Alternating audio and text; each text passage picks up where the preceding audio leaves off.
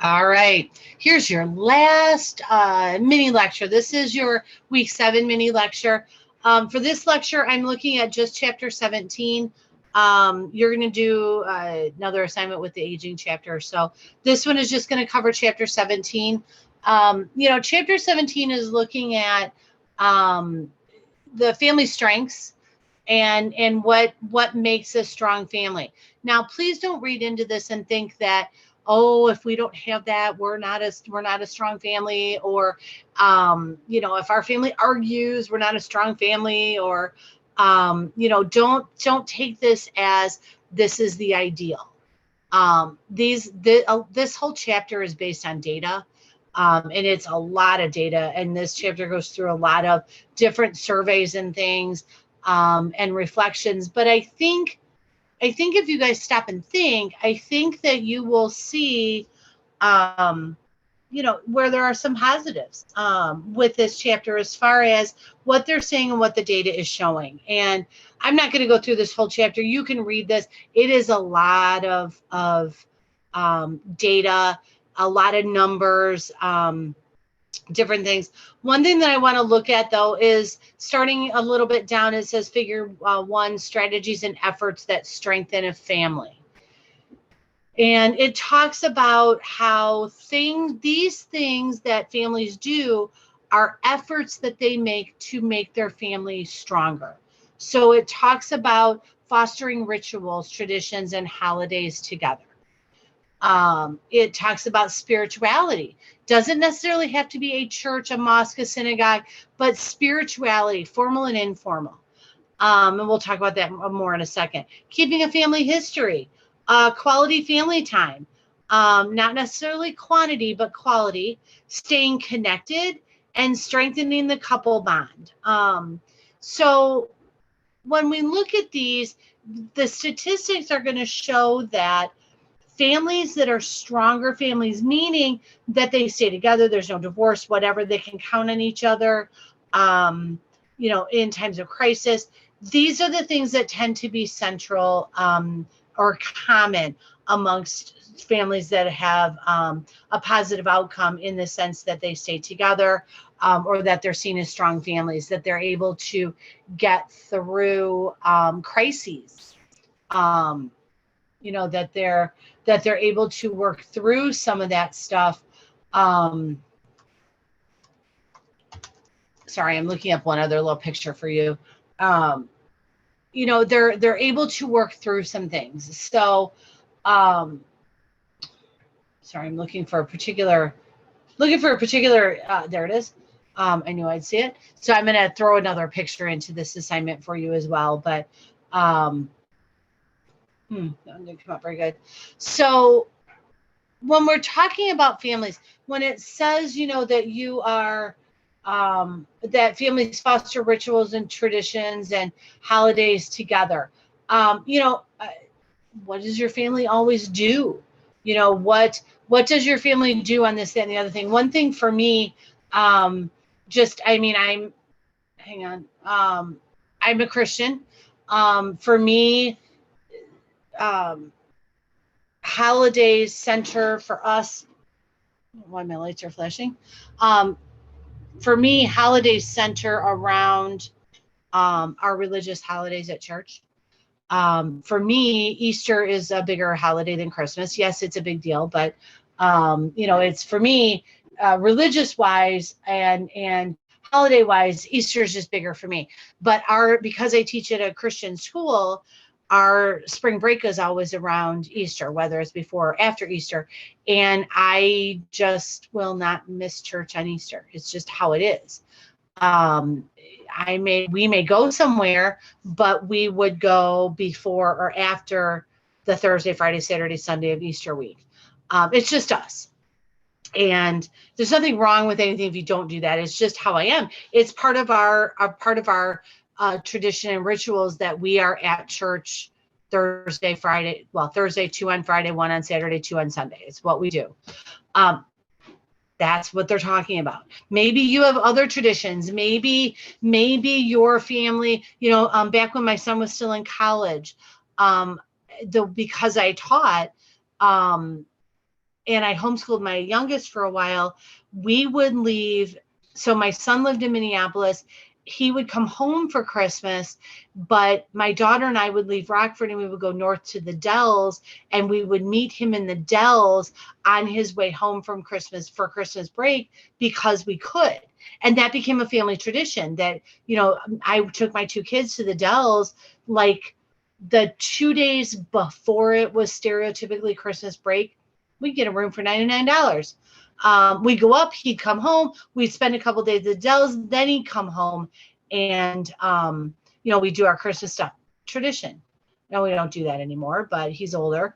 But whatever it is, spirituality, again, I just talked about my church, but spirituality isn't just about a formal religion, regardless of what the religion is. It is also about the values. It's about how you live your life. Some people would include, I know when I teach a psych class at my full-time job, we talk about yoga being a form of spirituality, and meditation being a form of spirituality. Spirituality isn't just that you believe in God, but spirituality can be all kinds of things. It can be that you take 15 minutes every day to meditate, because that's how you center yourself for the day, before or at the end of the day, or in the beginning of the day, or whatever.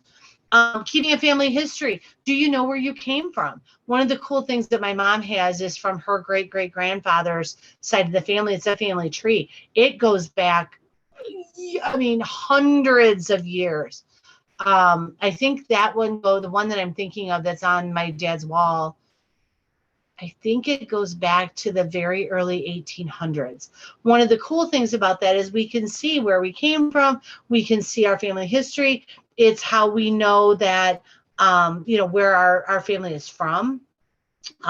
It shows a few immigrants, but then it also shows, our connection to Cherokee tribe. It shows, all of this kind of stuff. And, it's cool to look at that. And then as I have kids, or my children eventually will have children, and my cousin's kids, we add to it. It's kind of getting to the point where we need to kind of expand it. But it's cool to look at that. We have a spot at our family is from the central places from Ohio. So if we want to do a family sort of get together, we do it in central Ohio, because it's central to all of us, but it's where we're from. It's our roots. Quality time doesn't mean quantity, doesn't mean that you're spending 24/7, 365 together, but what are you doing with your time? Some of the strongest families are the ones that are the most busy, that they have kids doing, 14 different things, and they're at this and that practice and this play and that play, and, they're running all over. But you just know that Sunday dinner is when they all sit down and they spend time, or they, one of my daughter's friends right now has been gone for almost 2 weeks. Family vacation, the kids aren't allowed to use their phone. They are on a family vacation. I think they're still out in Montana somewhere, because it's their quality time, because they all go, 8 different directions during the school year. So that's kind of what we're talking about. Staying connected, trying to keep in touch with your family, developing those bonds, even though I have cousins in South Carolina, North Carolina, Georgia, New Orleans, Arizona, we all are connected. We have a family group chat. And then strengthening that couple bond. We talked about this before, about how, yes, the children are important in a family, but the center of the family, the success of the family, comes from the relationship between the adults in that immediate nuclear family, whether it is a husband, wife, whether it is a mother, father that maybe aren't married, maybe it's a same-sex couple, whatever, it doesn't matter. The strength of that family, assuming adults and children, is around that central couple. Okay. So what I want you to do for this last part of this assignment this semester, I want you to talk about your family. So I want you to tell me what of this. So what I'm looking at again is, and sorry, in the beginning, I thought I was going to add another picture to this, and I'm not. I changed my mind. So just ignore the beginning part where I was looking for something else. So what I'm looking at is in chapter 17, figure 1, strategies and efforts that strengthen the family. I want you to tell me about your family. I want you to tell me what sort of rituals, traditions, holidays together, etc. your family has or does. What about spirituality? What about family history, quality time, connection, and the couple bond? And I recognize that some of you may have spots here where maybe you don't have a lot of family rituals. Maybe your family is scattered all over the country. I have one friend that has one child at home, and she has 2 other boys that are in different branches of the military, but they're on opposite sides of the country. Their family hasn't been together since before COVID, just because of deployments and different things. So those kind of rituals aren't necessarily happening right now. But you can think back when you were younger. You could look at, if you really have areas here where you're struggling with answering and telling me how your family works, tell me, that maybe your family isn't as strong in spirituality.